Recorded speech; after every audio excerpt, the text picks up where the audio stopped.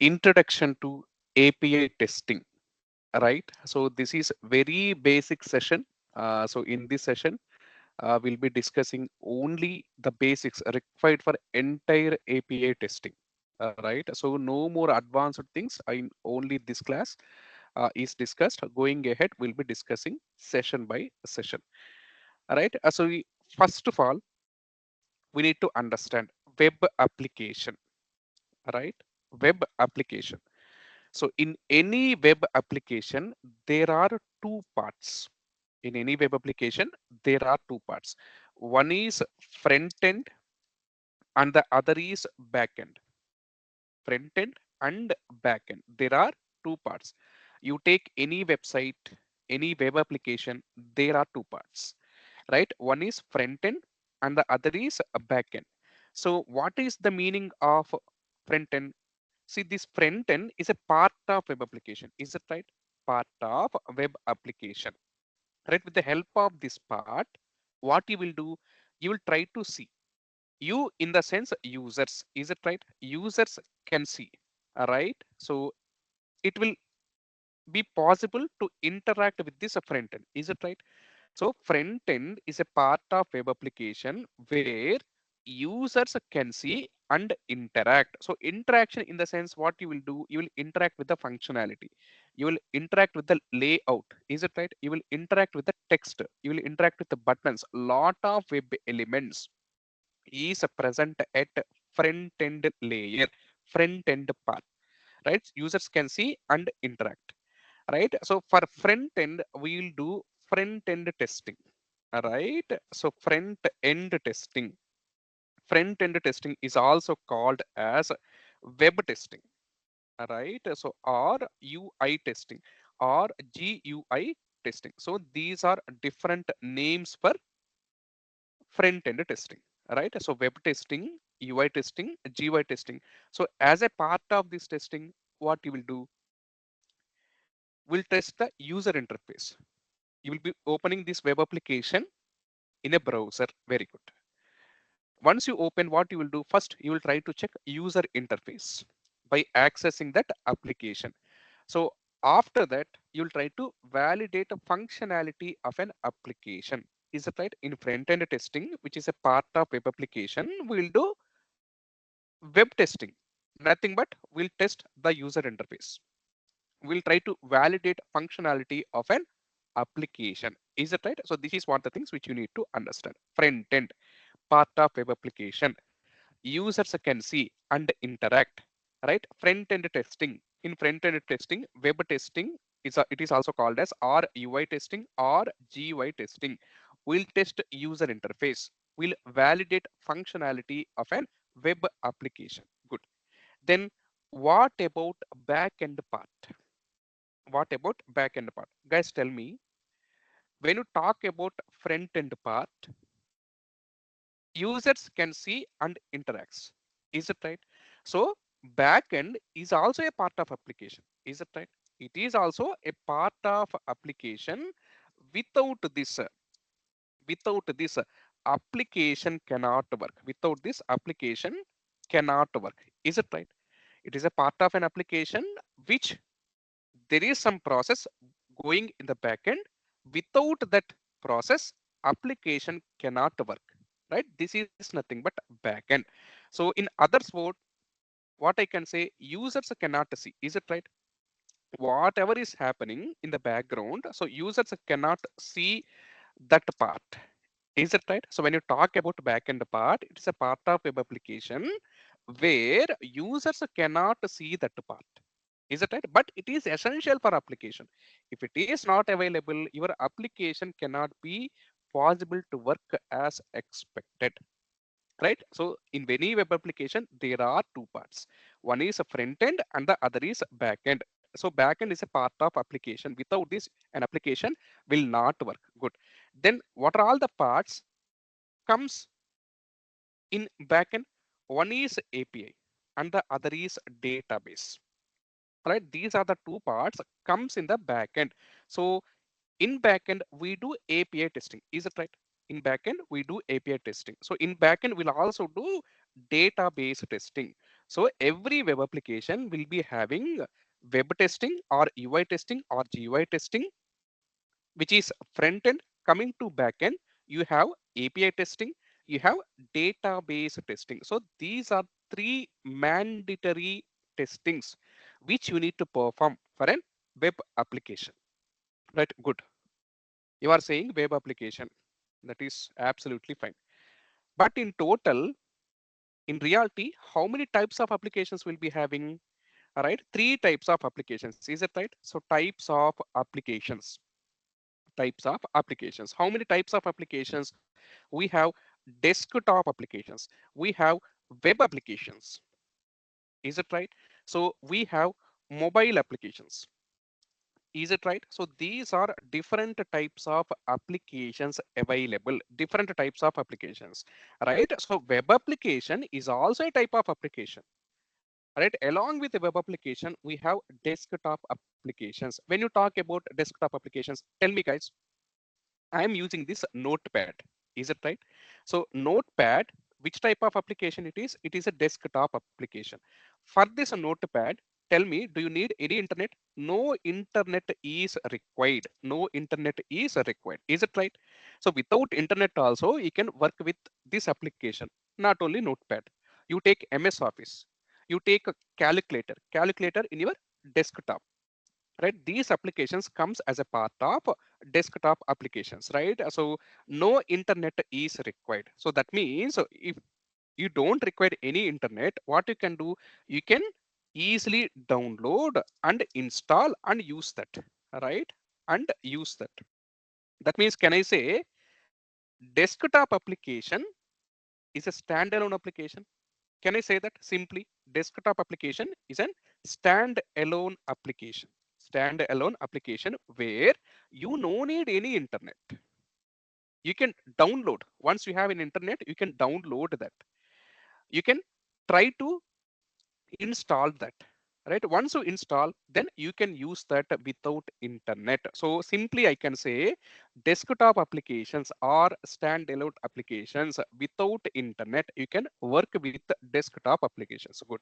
Then what about web applications? Tell me guys, first and foremost thing to work with web. Web here in the sense it is nothing but an internet. Internet comes into picture. Is it right? So if you want to work with web applications, you need internet. Internet is required. Internet is required. Very, very important point. Desktop applications, you no need of any internet. But coming to web applications, every day you take Amazon, you'll be booking a lot of things. You take Flipkart, you take eBay, right? Lot of things are web applications. Now you are attending this meeting. How you are attending? By using Google Meet. Which type of application it is? Is it a desktop application? No, it is a web application, right? So you are trying to attend this meeting with the help of internet. So internet is required, right? Internet is required.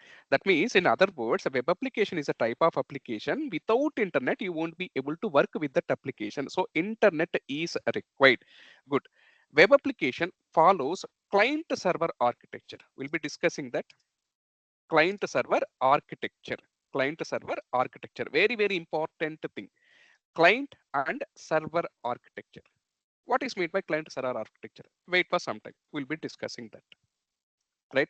So what I can say simply, web applications are also nothing but softwares or applications installed on server. So if web application follows this client server architecture, so whatever the data you are storing somewhere, you are trying to access the data with the help of this client.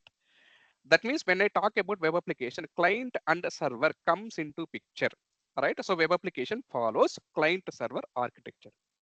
Then you have other type of applications, right? What? That is mobile applications. Guys, tell me, every day you are using your mobile application. Lot of you are punching your attendance with the help of Joho. Joho is there in mobile application and mobile as well as web application also. Is it right? So even Teams also, Microsoft Teams, you can access via mobile application also. Can I say simply, Software, software, software, software designed. Software designed for mobiles and tablets. For mobiles and tablets, not PP tablet and sugar tablet. So it is also a digital device. It is also a mobile device. Is it right? But with long screen and long battery. So software designed for mobiles and tablets. It is called as an mobile application. So we have three different types of applications, right? Desktop applications, right? And web applications and mobile applications. Good. You can ask me one simple question. Hey, Madan, we are trying to discuss this API testing. Very good. In which, in this type of applications, in which applications we will try to use APIs. Guys, observe here, very important interview question. And as an automation test engineer, you need to understand this. So APIs will be used in web and mobile applications. Web and mobile applications. Very important point. Web and mobile applications. You have three different types of applications. But coming to API, API will be useful in web and mobile applications. Right? Without these APIs, two systems cannot be communicated. So two systems in the sense, right? You'll be having front end part and the back end part. These are like two systems, right? You need to interact with these two systems, right? You need a broker, right? No broker, which is like a middleman to book or to rent a house. Is it right? So in the same way, you need an API. So API is required in web and mobile applications. Very good. Guys, observe here. When I'm talking about web applications, we talk about client server architecture. Is it right? Client server architecture. Very good. So what is meant by client server architecture? So before going to understand this, you need to understand what is a client, what is a server, right? So what is a client, what is a server? Observe here very carefully. So you have different clients. This is your laptop.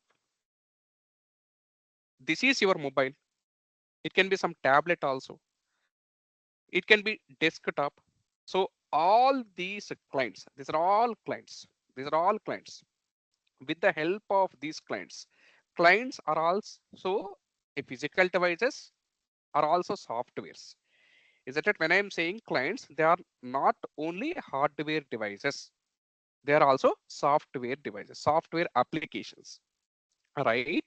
So which will try to access the data stored inside a server, which will try to access the data stored inside a server, right? With the help of internet. So these clients will try to access the data inside a server. Now come here. Now understand what is a client. So client is a device, right? We have seen multiple devices. With the help of these multiple devices, you will be using some software. Is it right? So that software try to access the service or data hosted in this server with the help of this internet. So client is a device or a software like a computer, like a phone, like a browser. What it will do, it will send the request to this server. Is it right? At the end of the day, any client it is will send some request to this server, right? So why it needs to send some request? Guys, observe here. You are using Amazon. You are trying to book a product. Is it a request? Yes. So after booking a product, you will get that product. So is it a service? To get that service, to get that product, what you are doing, you are using a client. So client sends the request to get the services or the data. Very good. Then what about server? So server is a powerful computer. It can be a hardware device or it can be a software, right? Server is a powerful computer or a software that receives the request sent by this client. Amazon will be having some server. Some billions of users will you will be using that Amazon with different clients. Is it right? So is that server capable of handling those requests? Is that server capable of receiving those requests? Yes. What it will do, it will try to process them. right? So after processing, it will try to send back the requested data or the service to the client. Hey client, this is what the service, this is what the data which you requested for. Take this data, right? So that data is what you'll be seeing as a response in the presentation layer, right? In the front end layer. So client is a software, server is also a software. Client sends the request to the server, server will take the request, process them and sends the response to that client. Is it right? So this is nothing but client and server, right? So simple example, right? When we use a browser, right? Every day you are using browser, is it right? It can be Chrome browser, it can be Safari, it can be Edge, right? Any type of browser you will use. Why you will use? To open a website. Is it right? So our browser acts as a client. All right. So with the help of that client, what you are doing, you are trying to open a website. So at the time of opening a website, what the server will do? The server provides the web page to the browser, right? Provides the web page to the browser, right? Browser here is a client. Whatever the web page which you are seeing, so that is the response from the server, right? You see here, I'm opening this, right? Microsoft Edge, right? So this is what a browser, with the help of this browser, I'm opening this Amazon, right? This is what an address of a server. So I'm asking server, I'm just requesting server, hey server, this is what the data with respect to this web application I want. What that server is doing is that server is displaying you this web page. So this is what the response from the server, right? With the help of browser, you are sending some request to the server. Once the server receives that request, it will try to give you response like this. This is what a web page which you are seeing, right? So client is like a browser, server is like a web page. With the help of that browser, you are trying to send some request to the server. So as a part of that, server is able to display some web application. All right. So there are different types of servers will be, like it can be file server, right? Suppose if you are using some server, it's a powerful computing device, is it right? So where you can store some data also. It can be database server, right? It can be home media server, it can be print server, it can be web server, application server. So different types of servers will be having. What those servers will be doing, those servers will always search for users request, will try to process some data, will try to give some response. Different types of servers you will be having. Very good. Guys, you have understood client, you have understood server. Client belongs to which part? Client belongs to presentation part. Is it right? With the help of that front end layer only, with the help of that presentation layer only, you'll be able to see the response sent by the server. So can I assume that client is a front end layer, right? Front end layer or presentation layer, front end layer or presentation layer. Good. Server comes under which part, which layer it is? Back end layer. Is it right? Server comes under back end layer. So these are the two important things you need to understand. Now come here. Now understand client server architecture. So with the help of client, you will try to access some data stored inside a server. Very good. So when you talk about client server architecture, there are three different types of client server architectures. Very important, very, very important. Try to listen this very carefully. One tier architecture, right?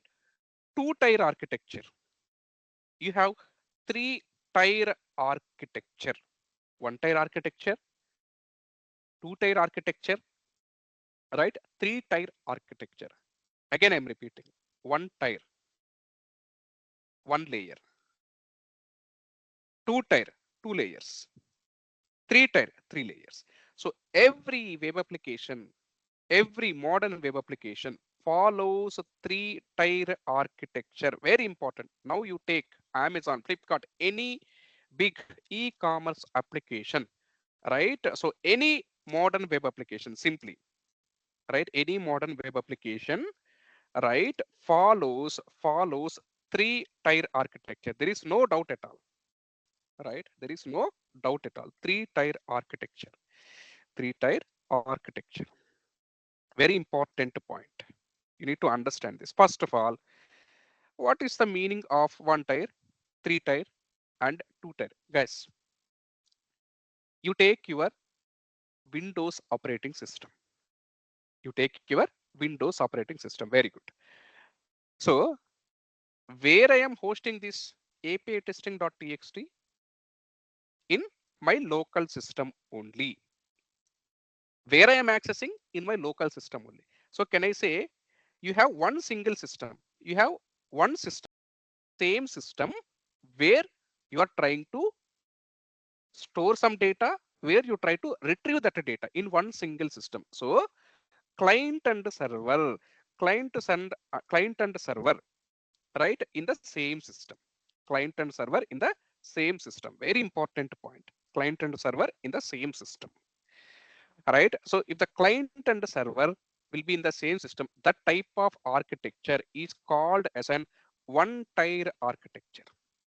You take file server, you take database server, Microsoft Access, right? MS Access, right? It is also a database server. So in your same system, you can try to store some data. With the help of your same system, you can try to access some data, right? That type of architecture, one client and one server on the same system, it is called as an one-tier architecture. Now talk about two-tier architecture. Let me make you understand some real-time example, right? So you have HDFC Bank, you have Indian Bank, you have ICICI Bank. Any type of bank you take, you'll be having bank employees. Is it right? You'll be having bank employees. So every bank will also have some server. Is it right? So I am located in Delhi, let's suppose. In Delhi, you'll be having lot of branches of a bank. You take ICICI Bank. I'm an employee in an ICICI Bank. In that location, in that ICICI Bank, you'll be having a server. Is it right? So in that server, I'll be able to store all the data related to only that particular branch. Is it right? So in India, across the world, or you take any another place, you'll be having different banks. Every bank will be having some server, right, internally. So when I'm saying every bank, only respect to branch of the bank, right, will be having some server. So in that bank, those are all working, right? Bank employees who are all working will try to access this server. Where the server is located? Server is located in the bank branch only, right?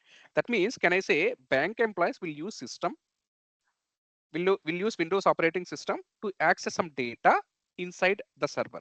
So can I say in simple words, different clients, different bank employees, nothing but different clients can access a single database server located on a different machine. One single branch will be maintaining different bank employees, different employees, and it will also be maintaining a server. That server will be on a different machine, right? A client and a server are two different machines. So two different machines, two-tier architecture, one single machine, one-tier architecture. Now come here, three-tier architecture. So three-tier architecture, observe here, you'll be having client, you'll be having database. With the help of the client, you'll try to access the data. But at the time of accessing that data, right? So at the time of accessing that data, what you will do? You'll try to use some application logic. You'll try to use some application logic. So you'll be having application logic in application server. Application logic in the sense business logic. So in the application server, you'll be having, that means a client, one software, application server is another software, database software is also another software. So three softwares or three machines. In three machines, you'll be hosting three different softwares. Three machines, three-tier architecture. So all web applications, right? Any modern web application, all modern web applications will follow three-tier architecture. You take this, every bank will be having a branch. All branch banks all bank branches servers will be connected to a central server. Is it right? See guys, every district will be having a bank branch. That is what the main branch, which it is controlling all the branches inside that district.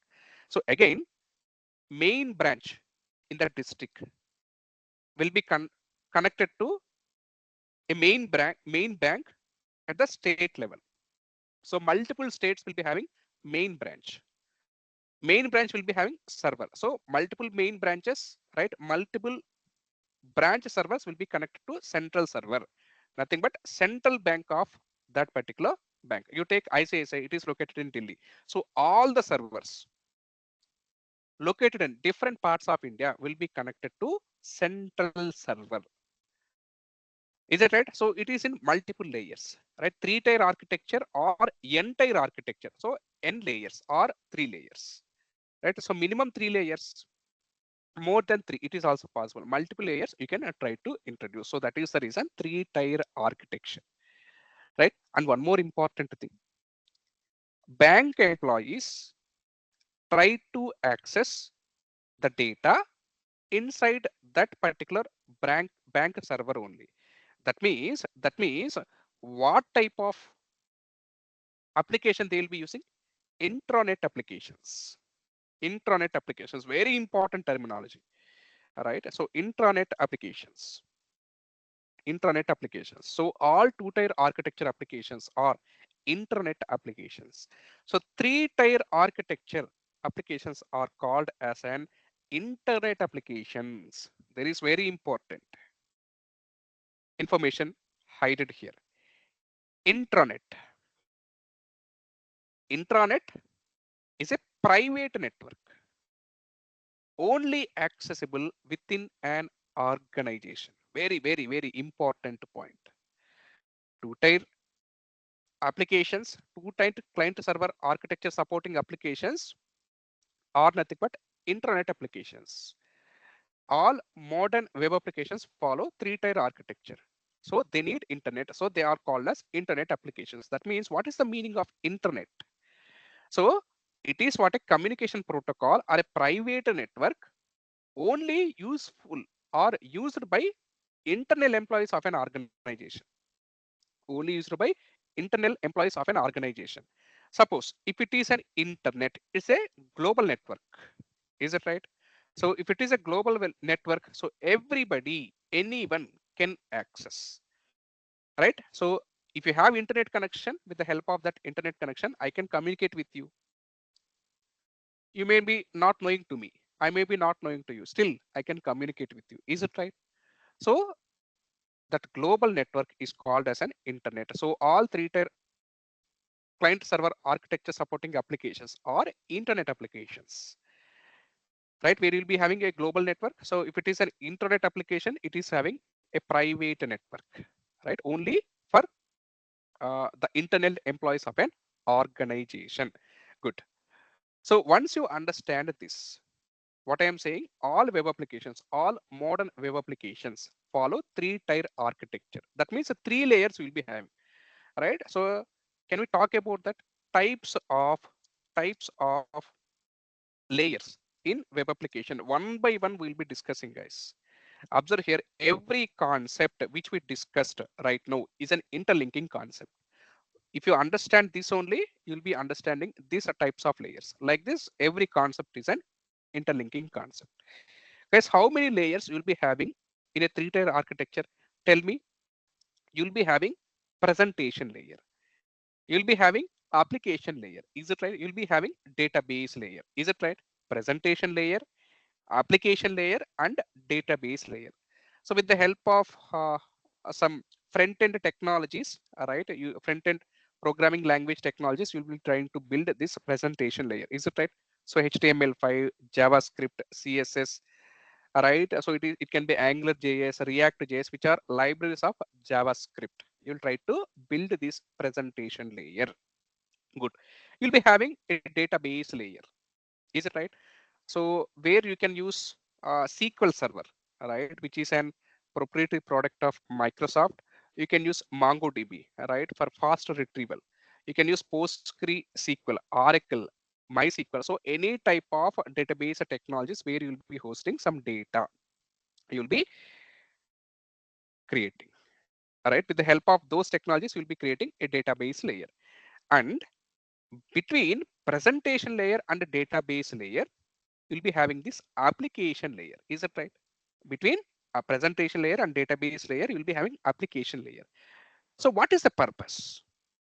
What is the purpose of this application layer?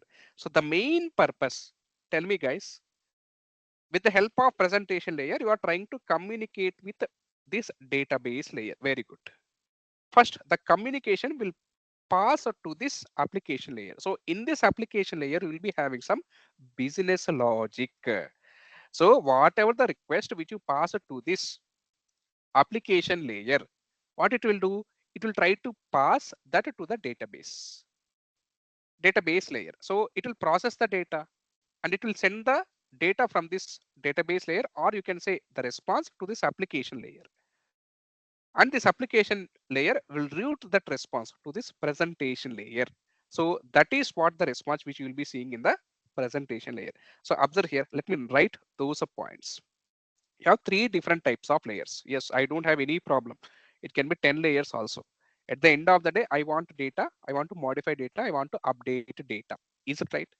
So the main purpose of an API is to receive request from the user, forward the same to the database layer. Is it right?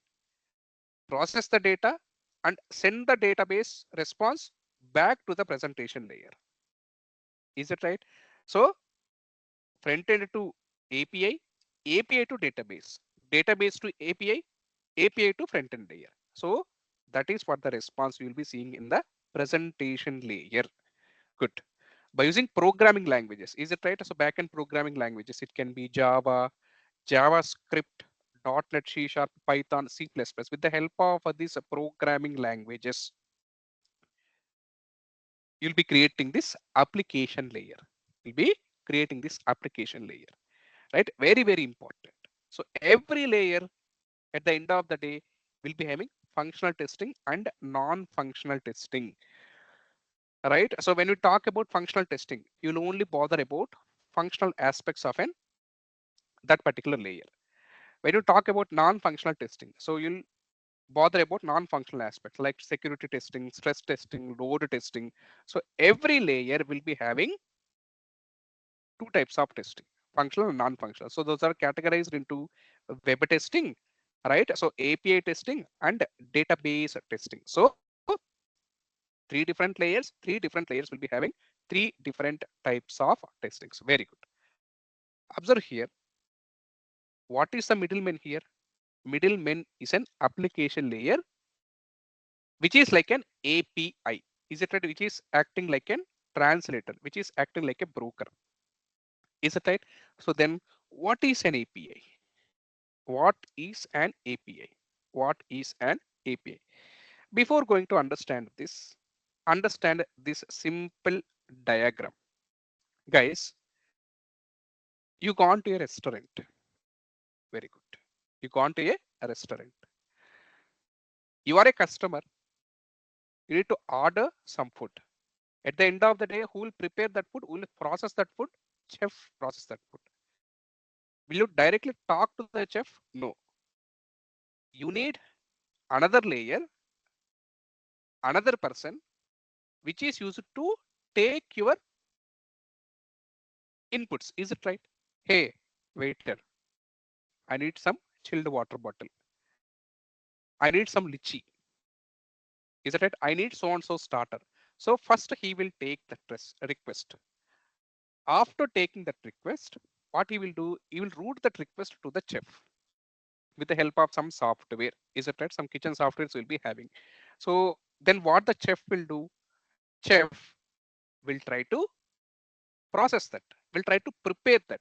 So after preparing, with the help of this waiter, it will serve to the customer. Is it right? So waiter takes an order from the customer, report it to the chef, and delivers a meal from the kitchen. Is it right? So can I say waiter is like an API? Waiter is like a middleman, right? So this middleman, what is the use of this middleman? So this is the responsibility of a middleman. That middleman is nothing but API layer to fetch the data from the backend and display on the front end. That means take the food from the chef, give it to customer. And the other way is, what is the other type of responsibility?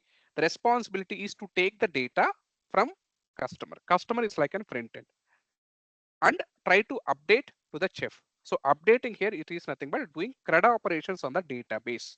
So one of the CRUD operation is insert. Is that this is what an simple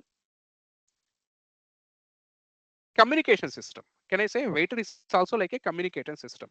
So can I say simply, right? So the main purpose of an API is to receive the request from the user, forward them to the database. Is it right? That is what we have already seen. So in other words, API is nothing but application programming interface. Application programming interface. It is also an application. This application is programmed by some languages. It acts like an interface. It acts like an interface. So it is like a messenger. It is like an waiter that helps two systems communicate to each other and share information. Is it right? Chef and customer are two systems. Internally, you are maintaining a waiter, which is like a messenger. With the help of this messenger, are you talking to each other? It can be directly also possible. Is it right? So indirectly, are you talking or not? Yes. So API is like a messenger that helps two programs or systems talk to each other and share information. Right? This is one example. Let us take one more example. Right? Guys, you already know makemytrip.com is an very good travel booking application. So as a user, I want to book ticket from India to Canada and so on so date. Maybe this date is a past date. There is no problem at all. Right. So what you will do, you will try to communicate with makemytrip.com. Is it right? So what this makemytrip.com will do, this makemytrip.com uses exposed APIs of airlines. You have different types of airlines. Go, Indigo, right? So you'll be having Kingfisher, you'll be having Canadian Airlines, all right, UAE Airlines, right? Different types of airlines, they'll be having some APIs exposed. These are two systems, is it right? One is Make My Trip, and the other is Lufthansa Airlines or Canadian Airlines, any type of airlines, which they will be exposing their APIs. Between these two systems, you need some messenger, is it right? So that messenger is nothing but an API, right? What that API will do, information will be fetched from this airlines and it will be passed. What information, what type of flight it is, all right? So where it is traveling, whether it is having some delay, all right? How much time it will take, what is the cost? So these are all the information which will be try to display on this makemytrip.com. Client APIs will give it some data and the data will be displayed on the makemytrip.com. This is another example. Is it right? So in general, first database is developed. First database is developed. Database is developed. Very important point. Lot of people don't know this thing because at the end of the day, whether it is API, whether it is client, everybody is bothering about data. Where you need to store the data in the database. So you need to first to develop that database. A lot of people might not be knowing this. First database is developed. Then APIs are developed. Then APIs are developed. Then APIs are developed. And then web is developed. And then web is developed. Right? So and then web is developed. Very important point. Very, very important point. Lot of people might not be knowing this simple information. First database, next APIs, then web is developed.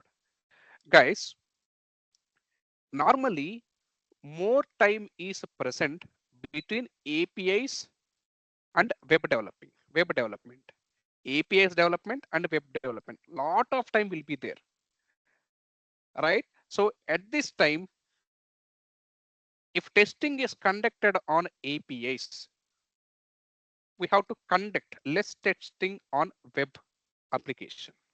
That means 80% of testing, right? 80% of testing, 80% of testing, right? So is completed at API level only, right? At API level, right? So only some 20% of testing, right? 20% of testing is possible at UI level, right? So at the end of the day, main functionality is at APIs only, is it right? API will fetch the data, will try to give you some data, and the data is displayed on the web, right? If you try to test web APIs perfectly, then you don't need to bother about this web, because at the end of the day, any user or the client will be indirectly interacting with the APIs only. At first APIs, then web, database, APIs, and web. So 80% of testing will be completed API level only in general. Only some 20% of testing will be conducted at web level, right? UI level, right? With the help of some Selenium, Playwright, or any tools and technologies. And coming to API testing, you can achieve that by using Postman tool, which we'll be discussing this very extensively. Postman, right? Postman tool.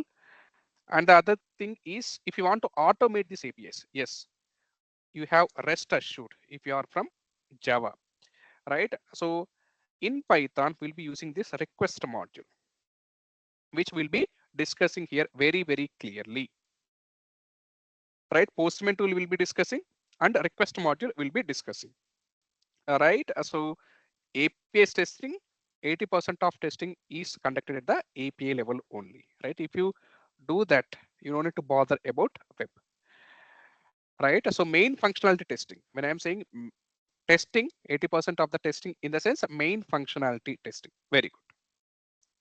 You are talking about APIs. Hey, Madan, I am getting very bored. Can you tell me how many types of APIs will be there? Types of APIs. Types of APIs. Yes, you have four different types of APIs. One is open APIs. You have internal APIs, right? Internal APIs are also called as private APIs. Private APIs. Very, very important thing, guys. You need to understand this very clearly. Partner APIs. Partner APIs, right? WhatsApp business partner, is it right? So you can use that WhatsApp business API. You can increase your business, is it right? So composite APIs, right? So composite APIs, right? So these are four different types of APIs.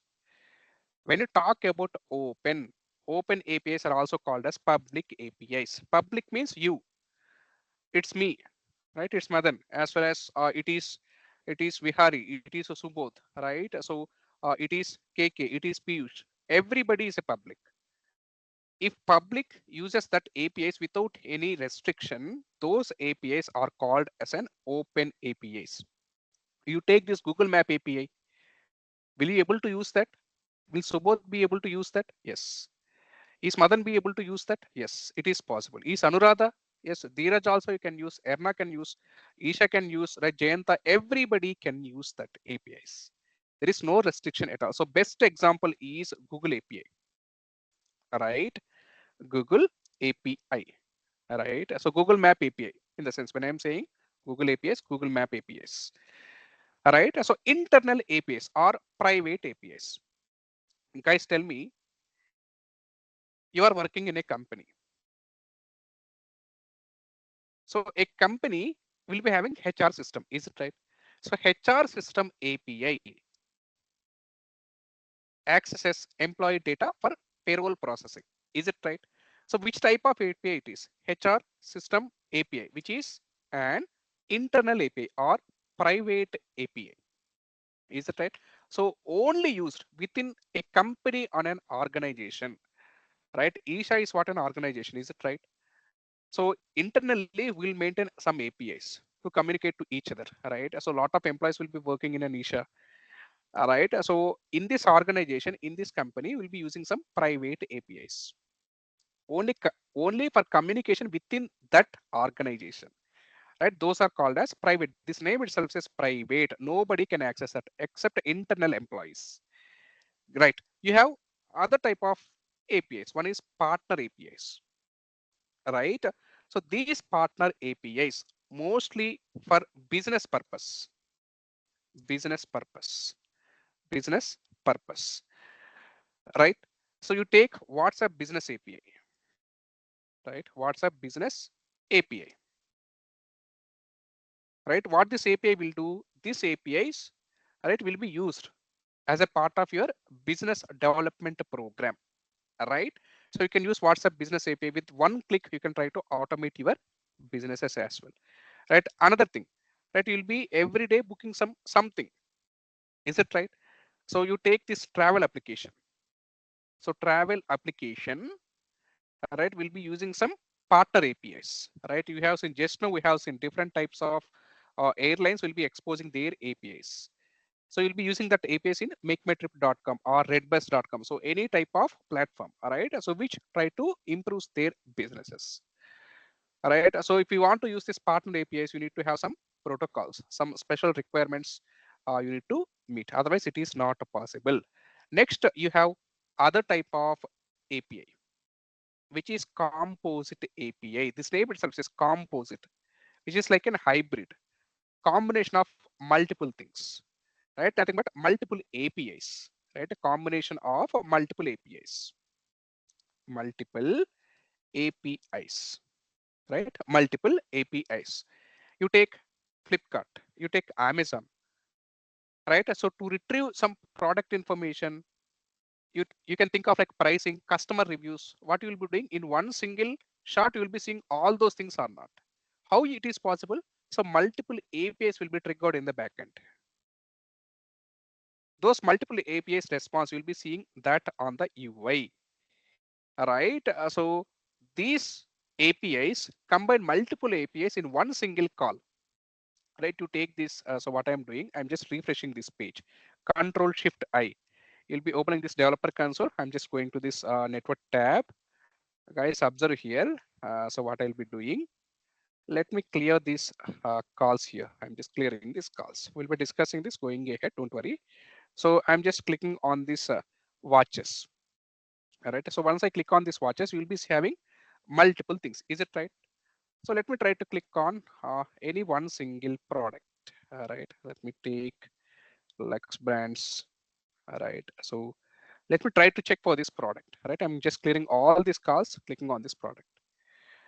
Guys, when I click on this, observe here, the information which is required for this product to display here. It can be price, it can be some label, it can be some reviews. Is it right? So it can be some percentage of discount, some bank offers, right? Case diameters, product details in the sense, right? So lot of things are you able to see in one single place? How it is possible? You see how many, right, APIs are triggered in one single call. These are all composite APIs. In one single call, if you want to get the data, yes, it is possible. Then you need to go for composite APIs. So for demo purposes, right, which we'll be learning, right, we'll be using this public APIs, right? So it can be Google or it can be LinkedIn. We'll be discussing that going ahead. It can be Facebook or Jira, GitHub also. We'll be using that public APIs, all right? We need to create some apps, some tokens, then we can test them, right? Very good. So these are all the things which we have learned up to now. And we need to understand even few more important things, right? Observe here very, very clearly. We are saying API. Very good. There is another thing, nothing but web service. Nothing but web service. And you have microservice. Guys, you need to understand this difference very clearly. Otherwise, it is very, very difficult to do some testing without this proper understanding. Right? So we need to understand what is API, right? So what is web service, right? So what is an microservice, right? When you talk about API, what is that API? It is like an communication software. So which is used to communicate with each other, two different systems. How it works? It is having some set of rules. For one app to request the data and services from another application, right? Like we have seen weather application. It will use some API to get data from weather server. This is very clear. Simple thing. You are trying to access some APIs via internet. That API, if you try to access or if that API is exposed to internet, that is called as an web service. Very important point. A type of API. So web service is also a type of API that works over internet. So simply I can say an API which is exposed to an internet. If it is exposed to internet, in internet you will be having a lot of public. They can access that. So it will also allow two systems to exchange data with the help of some communication protocols, right? So you'll be having XML protocol, right? JSON protocol. So with the help of these protocols, two systems will communicate with the help of that web service. Web service is also an API, but it is exposed over an internet. You take this simple PayPal's web service. It is also an API, right? It will help e-commerce website to process some payments. And this is what a web service. Nowadays, every web application will be having some microservice. Will be having some microservice. Right? So what is meant by microservice? A small independent part of an application that does one job, one functionality, one job in the sense one functionality, which is done by microservice. Micro, small. Small means one functionality. So in an application, they will be having a lot of functionalities. Is it right? So lot of functionalities will be now a microservice. A large app is built combining many microservices. An online shopping app with separate services. Is it right? Lot of services you take this Amazon. Lot of services will be using in the background. Lot of services will be hosted in lot of containers as well. Is it right? Sorry. Login for products, for payments, and for orders as well. Is it right? Right. So communicates with other microservices. How it is possible? Internally, they will be using some APIs. They'll be running independently, right? They will be running independently. Very good. That means, can I say web service is also an API wrapped into HTTP? First of all, what is meant by HTTP? Wait for some time. You'll understand, right? So you need to understand how many types of APIs are there. You have understood differences. Very good. You have also understood that web service is an API exposed over to internet. Good. Just now we have seen types of APIs. Is it right? Now, how many types of web services? So can I say web services instead of types of APIs, because those are also exposed to internet. So that is the reason I am saying web services. You have SOAP, you have REST. You already know these things, right? SOAP means simple object access protocol. Simple object access protocol. Very, very, very, very important point. You need to understand this very clearly, right? So what is meant by REST? Representational state transfer. Representational state transfer. State transfer, right? This is what the meaning. In interviews, what people will do, whether you are from really in a working background or not, they will also ask the simple terminologies. What is the meaning of the SOAP? Can you elaborate that? What is the meaning of REST? Can you elaborate that like this? Right? When you talk about this SOAP, right? So SOAP uses XML format for data exchange. XML format for data exchange. Right? Data exchange. So it is very slow, right? So very old also, used by fewer companies. When I am saying used by fewer companies, understand how important it is. Right? So that means it is having some importance, but when compared to REST, it is not having that much importance. Then what about this REST, representational, right? State transfer, right? 90% of the companies will use this. 90% of companies will be using this REST APIs, right? Which are also nothing but web services, right? So you can try to use JSON protocol, you can use XML protocol, right? So you can use HTML, right? So different types of protocols you can use to communicate with two different systems. REST APIs are very, very faster, guys, when compared to SOAP. In terms of performance also, REST are very good. So that is the reason nowadays every web application will follow REST API. REST API. So in REST API, you have different types of methods, which are nothing but HTTP methods, right? So what are those HTTP methods? You'll be having get, right? So you'll be having post, you'll be having put, right? You'll be having patch, you'll be having delete. Is it right? So these are three different types of methods, right? So observe here. So observe here, get, it will retrieve a resource from the server. When you talk about post, it will try to create a resource in the server. When you talk about put, whatever the resource which you have created, if you want to replace that resource, you can use this put method. If you want to update an resource, instead of replacing, if you want to update that existing resource, you can go for patch. You should remember all these things, guys. Right? It is very, very easy. When we are working with them, you will understand them very clearly. Right? So when you talk about delete HTTP method, REST API method, it will delete a resource from the server. Right? This is what you need to understand as a part of this for now. But when we discuss each and everything, you'll be understanding very clearly. And another important thing, future and resource. Future and resource. Right? So observe here very carefully. You need to understand this. Right? So when you talk about the future, where you have listened this in manual testing, is it right? So in manual testing, to test some functionality, that means to test some functionality, you will use the name feature.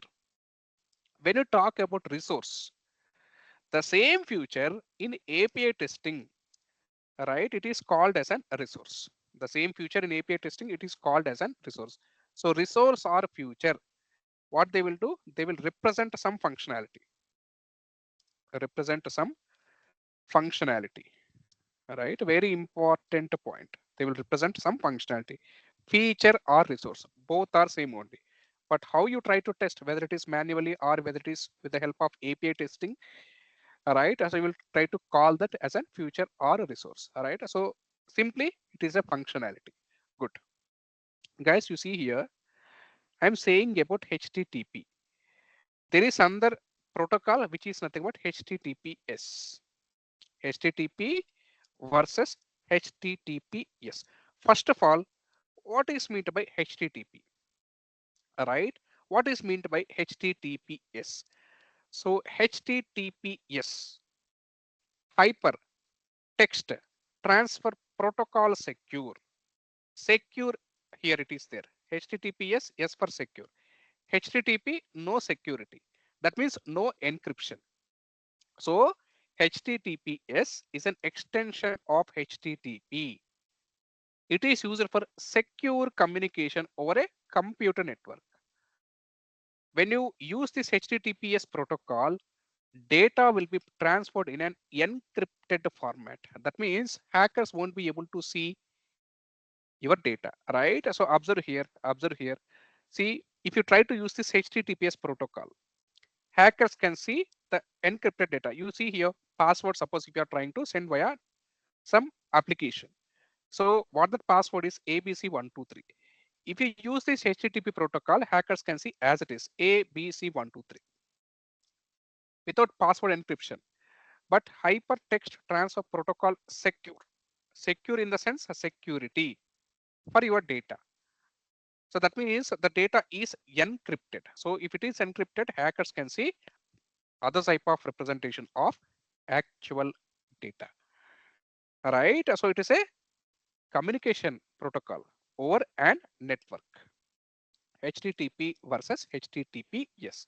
And you need to understand URL, URI, and URN. Very, very important thing, guys. We'll be using this very clearly. So URI or URL, which is nothing but Uniform Resource Identifier. URI, Uniform Resource Identifier. URL, Uniform Resource Locator. Right? URN, Uniform Resource Name. Right? Observe here. So when you talk about URL, you'll be having schema. Schema in the sense what type of communication, right? Whether it is HTTP or HTTPS, right? So that defines the schema. And the host, where you are hosting your resources, right? So it is google.com, amazon.com, it is what an host. So you'll be having some path also. Path is nothing but a location, all right? So all this combinedly called as URL, right? Up to path it is called as an URN. So in this path, right, you can also include some query, right? This is what some important terminology which you need to understand just for now. URI, Uniform Resource Identifier, URL, Uniform Resource Locator, URN, Uniform Resource Name. No much explanation is required here, but going ahead, we will be discussing that very clearly. Good. Guys, with the help of API, you will try to interact with database layer. At the time of interacting, you'll need to send some data. That data is request payload and response payload. Request payload and response payload. So data sending along with the request from client to API, that is called as an request payload. Data coming from the response. So whatever the response which the database is giving, that payload, that data is called as an response payload. Right? So you need to understand these are two things: data, request data and response data. So simply data are called as payloads.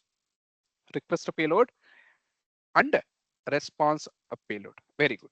So once you send some request, is it right? So you'll be having some responses. Is it right? So along with response, you'll also have some status codes.